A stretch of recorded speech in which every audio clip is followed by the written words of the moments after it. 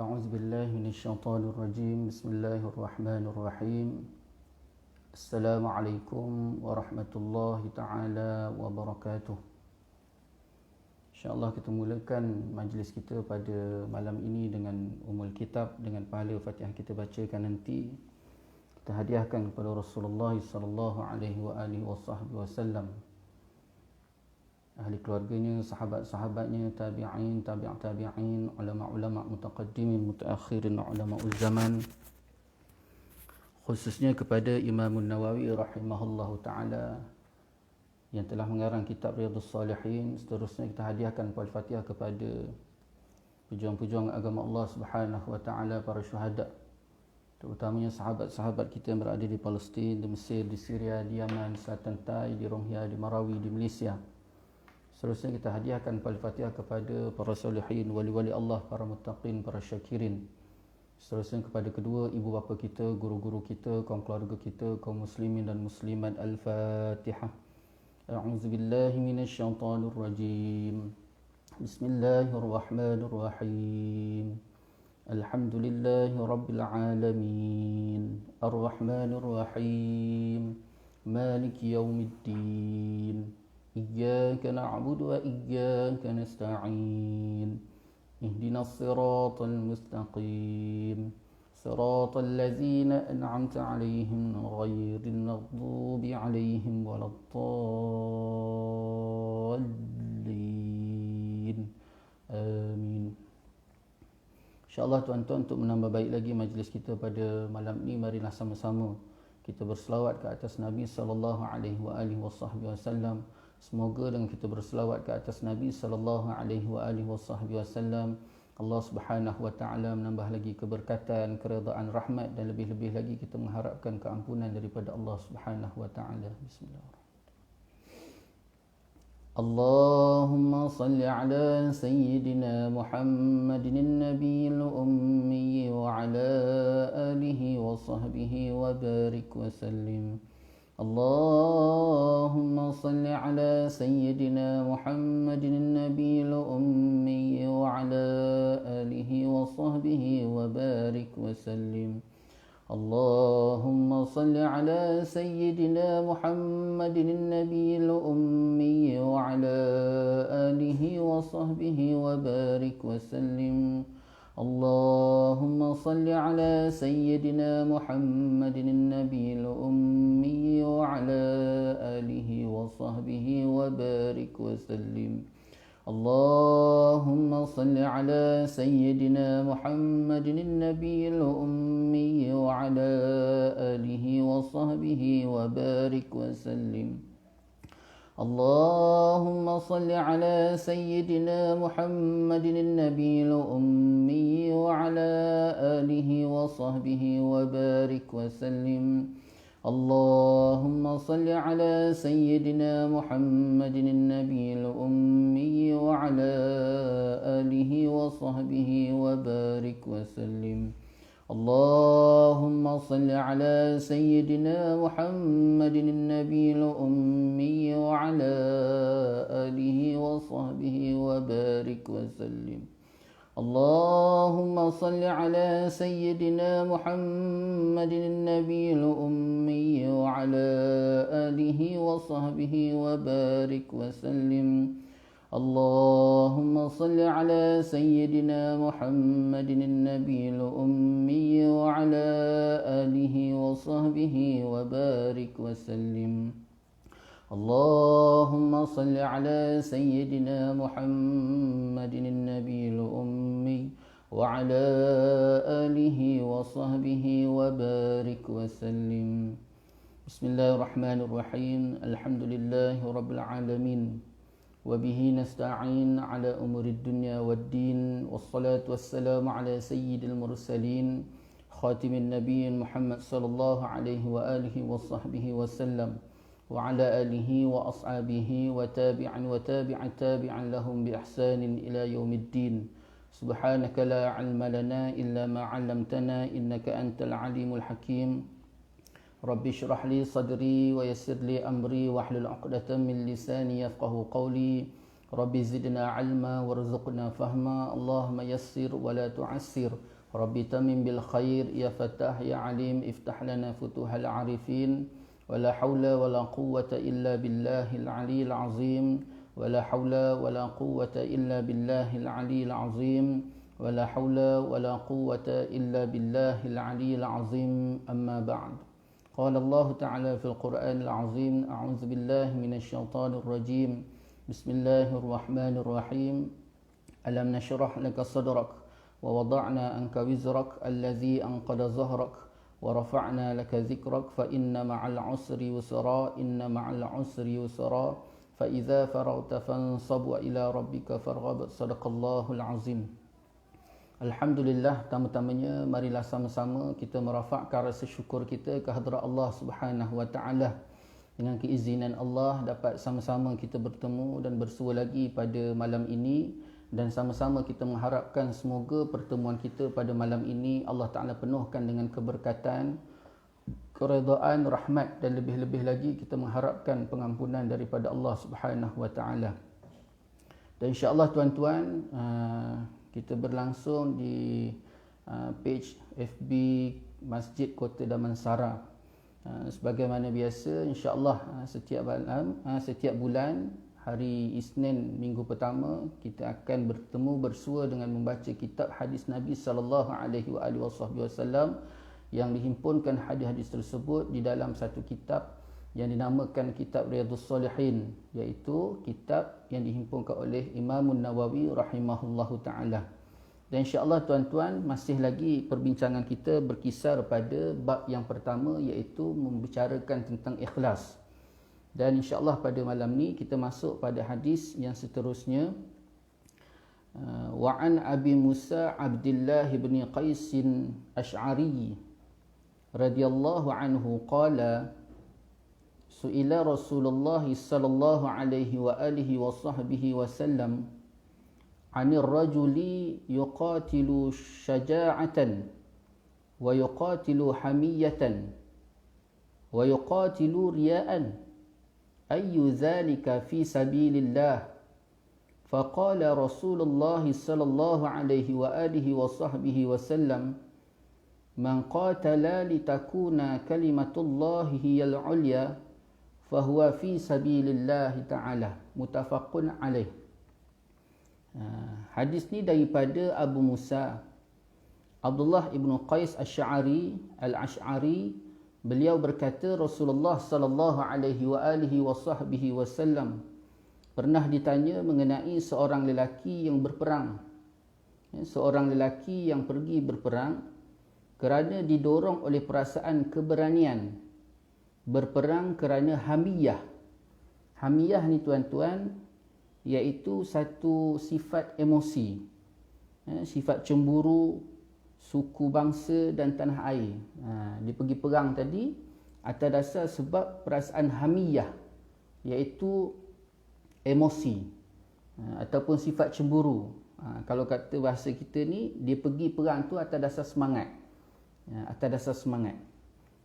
dan berperang memburu populariti. Di sini sebut dan berperang memburu populariti. Manakah yang berada di jalan Allah? Lalu Rasulullah sallallahu alaihi wasallam bersabda, barang siapa berperang supaya kalimah Allah, iaitu agama Allah, menjadi yang tertinggi, maka dialah yang disebutkan berperang fi sabilillah. Muttafaqun alaih. Hadis ini muttafaqun alaih, iaitu disahihkan ataupun ditashihkan oleh Imam Nawawi rahimahullahu ta'ala, Imam Bukhari dan Imam Muslim. Ini yang dikatakan tu muttafaqun alaih. Jadi hadis ni daripada Abu Musa Abdullah bin Qais Al-Asy'ari radhiyallahu anhu. Dia kata satu hari Rasulullah sallallahu alaihi wasallam ini didatangi oleh seorang lelaki. Dia datang menemui Rasulullah sallallahu alaihi wasallam, lalu dia bertanya kepada Rasulullah, "Ya Rasulullah, ya Rasulullah, adakah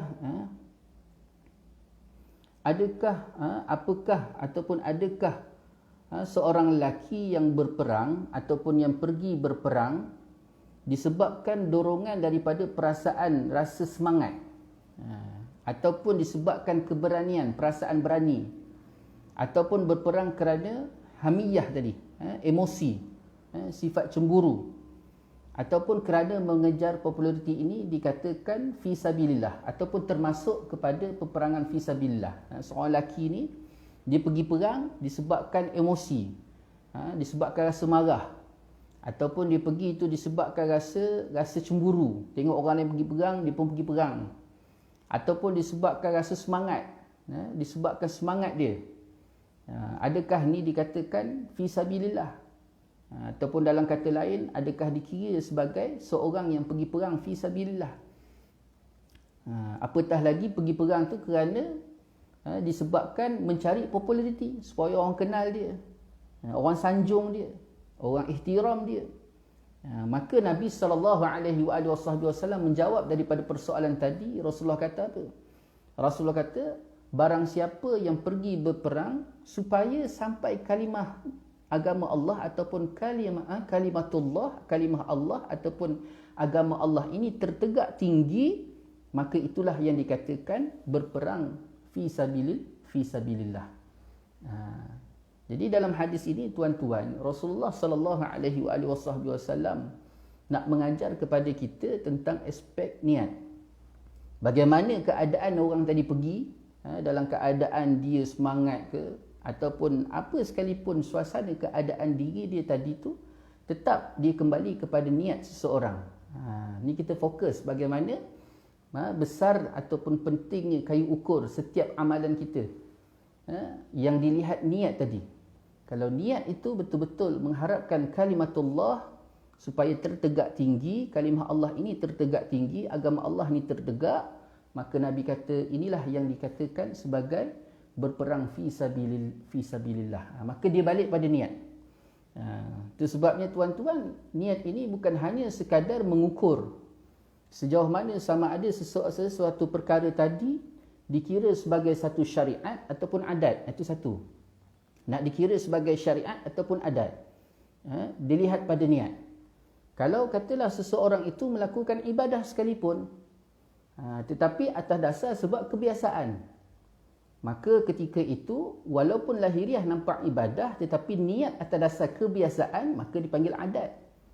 Tetapi kalau katalah sesuatu perkara amalan baik, amalan soleh, dan niatnya hanya semata-mata mengharapkan redha Allah SWT, maka dia dikira sebagai ibadah. Itu satu. Yang kedua pula, tuan-tuan, dengan niat ini jugalah yang menjadi kayu ukur Allah Ta'ala terima ataupun tidak sesuatu ibadah ataupun sesuatu amalan soleh, kebaikan, kebajikan yang kita lakukan tadi. Sekalipun lahiriah nampak perkara tersebut berjihad fisabilillah, nampak dia pergi berjihad fisabilillah, baik tak? Baik. Tapi kalau dia pergi berjihad fisabilillah sekalipun atas dasar kerana mencari penghormatan ataupun mencari populariti, ataupun atas dasar disebabkan orang lain pergi, dia kena pergi juga, bukan kerana Allah SWT, maka tetap dia tidak dikira sebagai fisabilillah. Dia balik pada niat. Jadi kayu ukur yang keduanya, kayu ukur untuk melihat sesuatu tadi diterima ataupun tidak oleh Allah SWT, maka kembali kepada niat. Yang ketiga pula disebut oleh para ulama, penting tak penting niat, tuan-tuan, iaitu disitulah yang akan meletakkan sejauh mana seseorang itu istiqamah dalam melaksanakan sesuatu perkara. Ini penting. Yang ketiga, pentingnya niat ini untuk meletakkan sejauh mana seseorang itu istiqamah dalam melaksanakan sesuatu perkara. Dia boleh berterusan. Itu sebabnya, tuan-tuan, ada satu ayat di dalam Al-Quran, firman Allah SWT, Allah Ta'ala turunkan kepada Nabi yang membicarakan tentang istiqamah. Tuan-tuan boleh cari balik ayat tersebut, saya pun tak apa ingat. Ayat tadi Allah Ta'ala turunkan, sehingga kan ada ulama mufassirin menyatakan ayat tadi bila tika mana turun kepada Nabi SAW, Nabi menerimakan ayat tadi itu, sehingga kan membuatkan Nabi SAW timbul ataupun tumbuh uban di kepala Nabi SAW, kerana terlalu beratnya maksud ataupun pensyariatan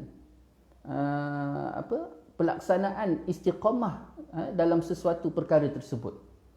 Sebabnya dalam satu hadis Nabi SAW yang membicarakan tentang istiqamah. Apa maksud istiqamah ni? Istiqamah ni ialah sesuatu benda yang dilaksanakan terus menerus tuan-tuan. Lawan istiqamah apa? Kalau bahasa Melayu kita, lawan istiqamah ni ialah angat-angat tai ayam. Waktu semangat dia buat. Macam sahabat Nabi yang datang menemui Nabi SAW yang orang pergi perang atas dasar semangat. Semangat tuan-tuan, waktu semangat dia pergilah perang. Waktu semangat dia buatlah suatu perkara tersebut. Waktu semangat dia nak baca Quran, semangat tuan-tuan sampai 2 juzuk, 3 juzuk dia baca Quran. Waktu semangat kuatlah dia berinfak, bersedekah. Waktu semangat tuan-tuan, mak ayah dia tolong, dia bantu. Sebab apa? Berjalan atas dasar semangat. Tapi hilang semangat tuan-tuan, maka habis. Jadi orang yang istiqamah ni tuan-tuan, berterusan ni tuan-tuan, Nabi SAW sebut apa? Rasulullah sebut mafhum daripada hadis tersebut, amalan yang sedikit tetapi berterusan istiqamah jauh lebih baik daripada amalan yang besar tetapi kalau bahasa kita angat-angat tai ayam. Waktu semangat dia buat, waktu tak semangat tinggal, dia tak buat. Jadi tuan-tuan, kita ni untuk memastikan sesuatu amalan ibadah kita untuk senantiasa istiqamah, perkara pertama ataupun langkah pertama yang perlu kita datangkan ialah niat dalam hendak melakukan sesuatu perkara tadi. Dalam hendak melakukan sesuatu perkara tadi. Jadi insya-Allah kalau niat tadi betul-betul mengharapkan redha Allah Subhanahu Wa Taala, bukan atas dasar semangat, bukan atas dasar sesuatu perkara yang lain, bukan atas dasar situasi, bukan atas dasar kondisi, bukan atas dasar suasana keadaan sekeliling, maka sudah parang pasti insya-Allah tuan-tuan kita akan terus melaksanakan sesuatu perkara tadi. Itu sebabnya penting niat. Niat ni sangat penting. Itu sebab Nabi SAW sebut daripada awal lagi. Nabi kata innamal a'malu binniyat. Hanya saja bermula segala amal itu dengan niat. Amal tadi yang menjadi keukur baik tak baik, sebaliknya terus menerus ataupun hanya sekadar sekerat jalan, semuanya kembali kepada niat. Itu penting. Yang pertama, dia menjadi kayu ukur sama ada benda tu ibadah ataupun adat. Yang kedua, dia menjadi kayu ukur Allah Ta'ala terima ataupun tidak, niat. Yang ketiga pula, itulah yang menjadi susu jalur ataupun letaknya istiqamah seseorang dalam melakukan sesuatu perkara. Tak kiralah perkara tadi sama ada amalan soleh secara individu ataupun secara jam'i ataupun secara berjemaah. Kita duduk dalam satu jemaah. Sejauh mana kita duduk dalam satu jemaah tadi tuan-tuan. Ini semuanya akan diuji oleh Allah Subhanahu Wa Taala. Begitu juga kita datang ke masjid. Kita datang masjid tuan-tuan. Kita berjalan pergi masjid, laksanakan solat berjemaah. Baik tak? Baik tuan-tuan. Tapi dalam ketika kita melaksanakan solat berjemaah ataupun amalan soleh tadi tuan-tuan, niat tadi perlu dijaga. Kerana pertamanya takut dalam kita mendatangi solat berjemaah di masjid tadi, dia tergelincir menjadi adat. Kenapa? Datang atas dasar kebiasaan. Saya ni ustaz, kalau saya tak pergi solat berjemaah kat masjid, saya rasa tak sedap.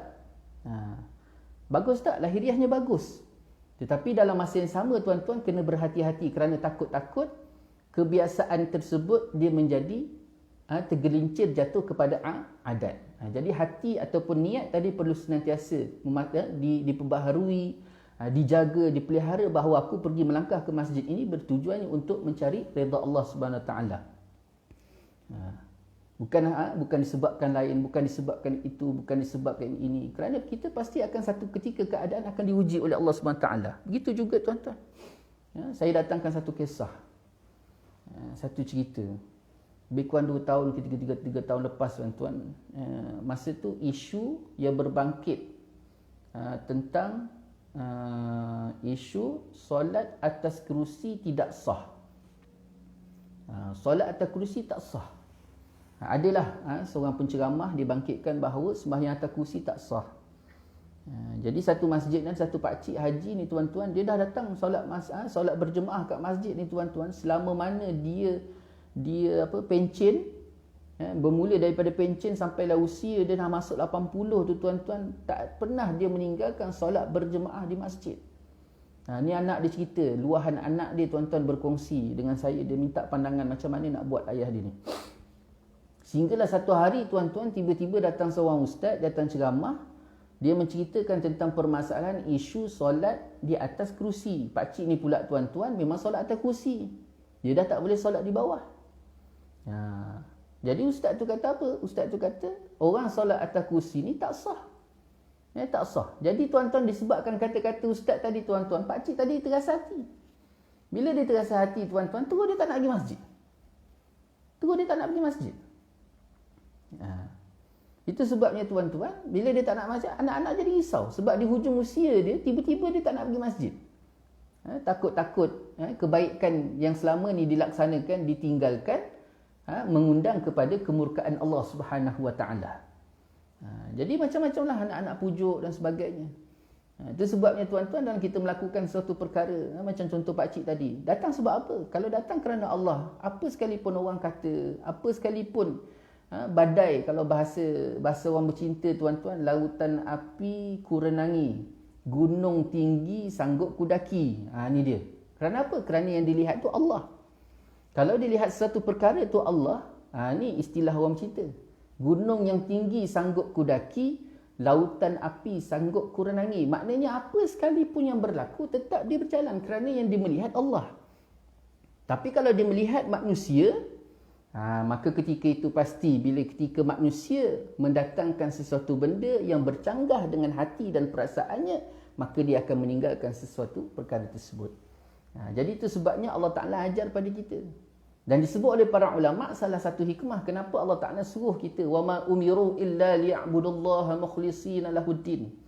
Allah Ta'ala suruh kita betul-betul ikhlas tuan-tuan. Bukan hanya sekadar kita bincangkan 3 perkara tadi. Yang pertamanya mengenai ibadah ataupun adat. Lepas tu Allah Ta'ala terima ataupun Allah Ta'ala tak terima. Lepas tu di situlah kayu ukur sejauh mana istiqamah kita dalam melakukan sesuatu perkara tersebut.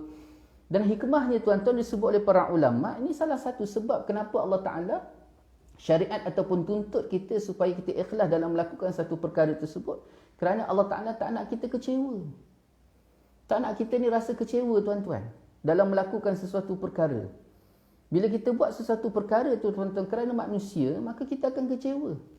Tapi bila kita buat satu perkara tu tuan-tuan kerana Allah Subhanahu Wa Taala, maka insya-Allah kita tak akan kecewa walaupun pahit yang kembali daripada manusia yang kita beri tadi. Kita beri satu benda.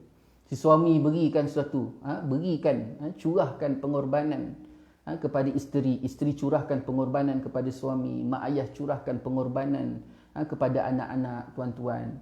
Kita seorang suami curahkan pengorbanan, habis sanggup pagi tuan-tuan pergi cari nafkah, balik tengah malam, hujan lebat ni, musim-musim hujan tuan-tuan, naik motor. Sebab sekarang ni masalah duit kena jaga, kena pelihara, kena disukat-sukat, tak boleh dihabur-habur. Jadi ambil keputusan pergi kerja naik motor tuan-tuan supaya lebih jimat. Jadi tengah hujan jalan keluar tuan-tuan. Cuba bayangkan tuan-tuan bila balik kerja dalam keadaan basah, kuyup, penat tuan-tuan, tiba-tiba balik sampai rumah, tengok-tengok isteri tak masak. Apa perasaan tuan-tuan? Isteri tak masak malam. Sedih tak? Sedih. Apatah lagi duduk penat, isteri tak sediakan kopi ataupun tak tanya, kita ni letih ke penat ke apa. Begitu juga tuan-tuan, tidak kurangnya si isteri. Si isteri yang penat dekat rumah tuan-tuan, tiba-tiba suami balik marah-marah. Lepas tu pula dalam keadaan kita, si isteri tadi pula tuan-tuan dah masak sedap-sedap, si suami pula tak makan ataupun si suami cemuh pula masakan tadi. Macam mana perasaan si isteri tadi? Pengorbanan seorang isteri pada suami. Begitu juga tuan-tuan, ibu bapa kepada anak-anak. Ini kita cerita dalam konsep keluarga.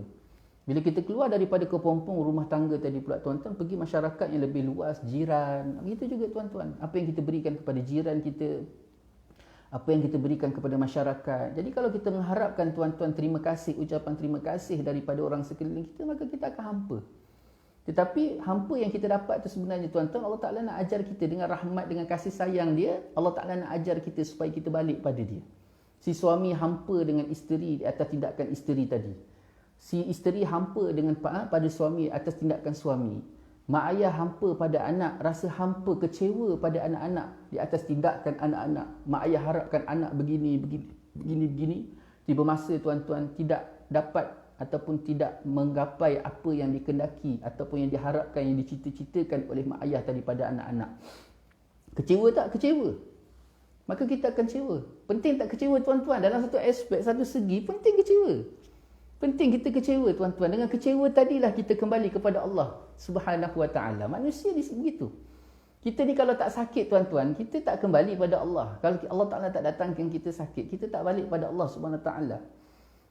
Bahkan kita ditakuti kalau terus sihat tuan-tuan, kita akan lalai leka. Apatah lagi yang paling ditakuti, takut jangan sampai kita jadi seperti Firaun yang mengaku diri kita Tuhan. Na'udzubillah min zalik tuan-tuan. Itu sebabnya sifat-sifat negatif yang kita lihat sekeliling kita tu dalam aspek kecewa, rasa tak puas hati dengan manusia sekeliling tu, ada baik ada buruk dia. Kecewa tadi lebih-lebih, setidak-tidaknya kita meninggalkan makhluk dan kita kembali kepada Allah Subhanahu Wa Taala dalam setiap aspek yang kita kendaki. Itu sebabnya Allah Taala memelihara kita ataupun dengan keikhlasan yang dituntut oleh Allah Subhanahu Wa Taala supaya kita itu lari daripada perasaan kecewa tadi. Dan juga dengan sifat kecewa itu pula kita kembali kepada Allah Subhanahu Wa Taala. Ini penting. Hebatnya rahmat Allah Subhanahu Wa Taala. Tuan-tuan hadirin hadirat, muslimin muslimat yang bersama-sama online pada malam ini. Jadi hadis seterusnya tuan-tuan, wa an Abi Hurairah radhiyallahu anhu qala Rasulullah sallallahu alaihi wa alihi wasallam, salatul rajuli fi jama'atin tazidu ala salatihi fi suqihi wa baitihi bid'an wa 20 darajatan. Wa dhalika anna ahadahum idza tawadda'a fa ahsana al-wudu'a thumma atal masjida la yuridu illa as-salata la yanhazuhu illa as-salata lam yakhtu khutwatan illa rufi'a lahu biha darajatun wa hutta anhu biha khati'atun hatta yadkhula al-masjida. فإذا دخل المسجد كان في الصلاة ما كانت الصلاة هي تحبسه والملائكة يصلون على أحدكم ما دام في مجلسه الذي صلى فيه يقولون اللهم ارحمه اللهم اغفر له اللهم تب عليه ما لم يؤذي فيه ما لم يحدث فيه متفق عليه وهذا لفظ مسلم. Hadis yang seterusnya tuan-tuan daripada Abu Hurairah radhiyallahu anhu. Beliau berkata Rasulullah sallallahu alaihi wasallam pernah bersabda, solat seseorang secara berjemaah melebihi pahala solat yang dia kerjakan di pasarnya dan di rumahnya dengan 20 lebih darajat. Lebih kurang 27 darajat. Orang yang solat berjemaah jauh lebih baik daripada orang solat seorang diri di pasar ataupun di rumahnya.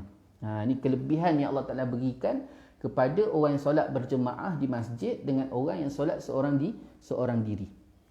Itu kerana apabila salah seorang mereka berwuduk dan menyempurnakan wuduknya kemudian mendatangi masjid hanya kerana ingin mengerjakan solat, tidak menggerakkannya melainkan untuk solat.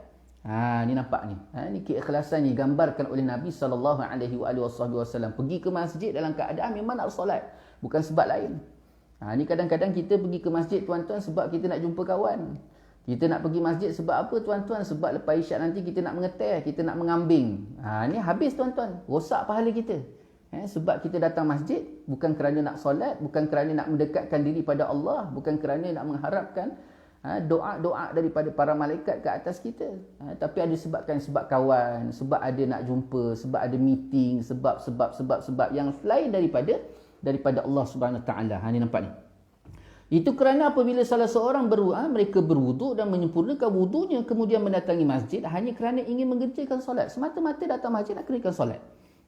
Tidak menggerakkan melainkan untuk solat. Jadi dia pergi itu tidak ada lain kecuali hendak melaksanakan solat.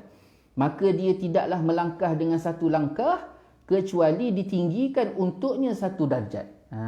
Pertama sekali orang yang pergi solat di masjid secara berjemaah ni lalu disempurnakan wuduknya di rumah. Disempurnakan wuduknya di rumah kemudian dia pergi berjalan ke masjid.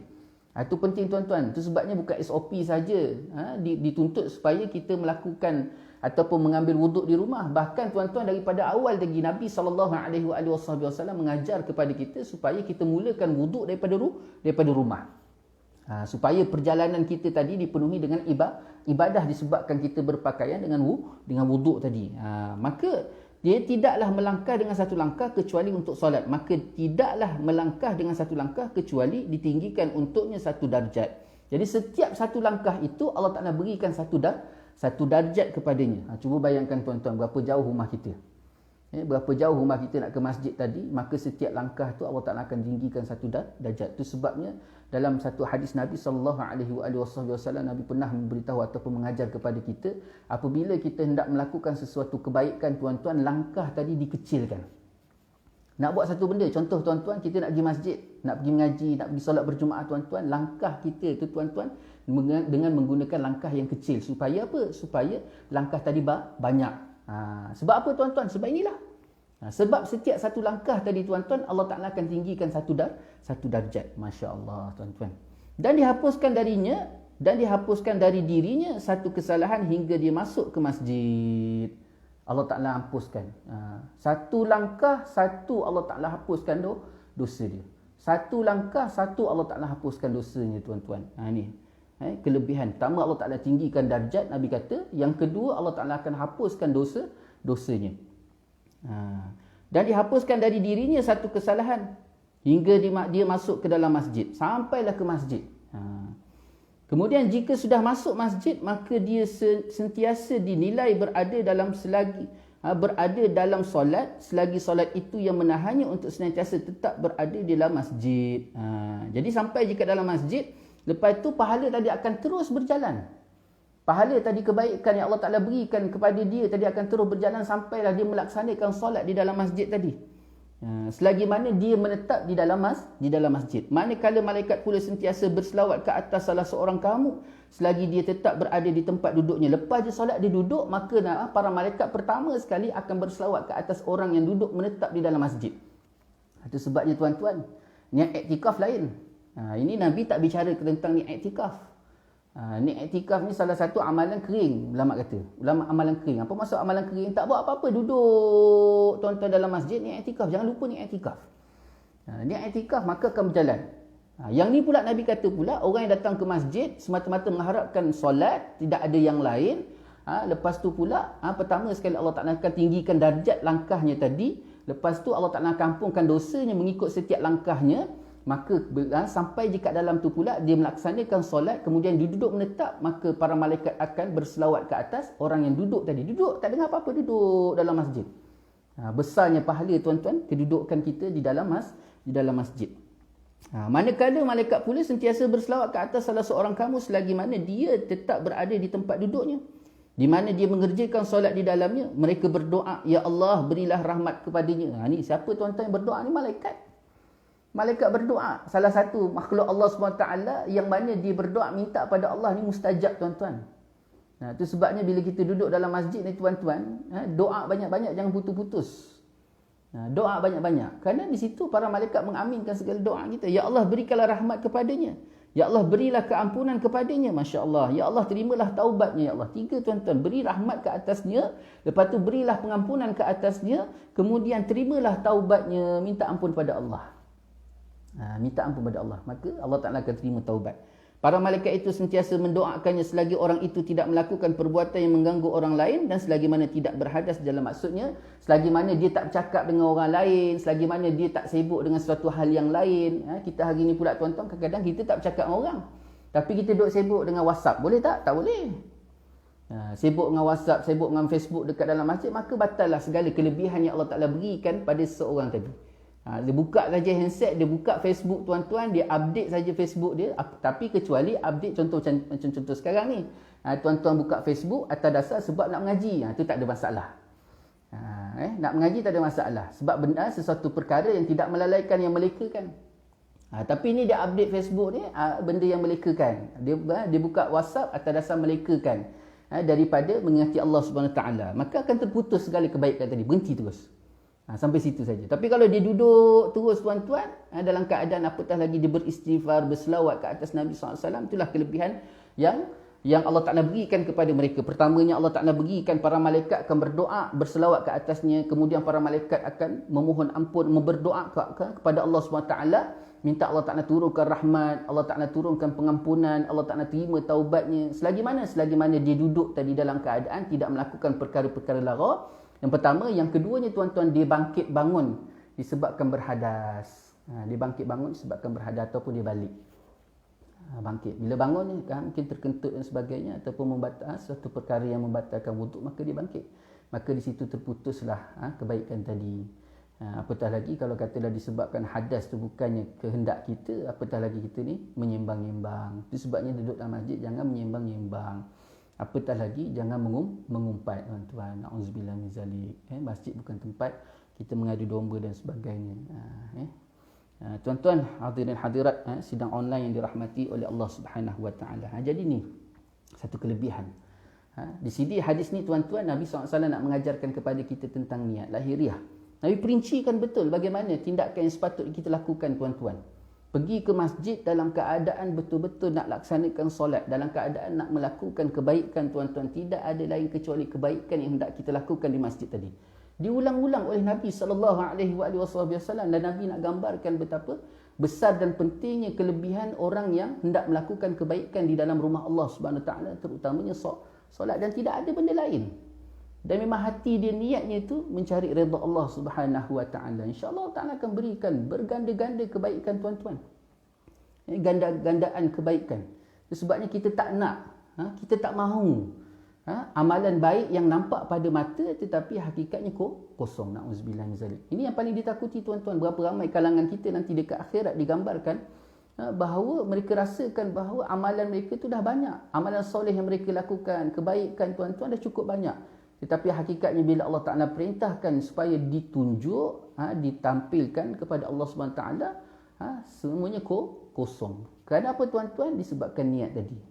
Di antaranya disebabkan niat. Akhirnya amalan soleh tadi kosong. Lahiriah nampak baik tapi hakikatnya kosong. Dan itulah, tuan-tuan, sikit sebanyak yang dapat kita kongsi bersama pada malam ini. Banyak-banyak kita berdoa pada Allah SWT supaya Allah Ta'ala berikan kita kefahaman yang baik, diberikan kita kekuatan, kelapangan jalan untuk senantiasa kita duduk dalam ketaatan dan pengabdian pada Allah SWT.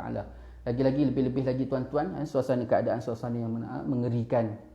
Bukan kita takut pada COVID, tetapi takut, tuan-tuan, benda-benda akhir zaman. Tanda-tanda yang Nabi sebut tu terlalu banyak, tuan-tuan.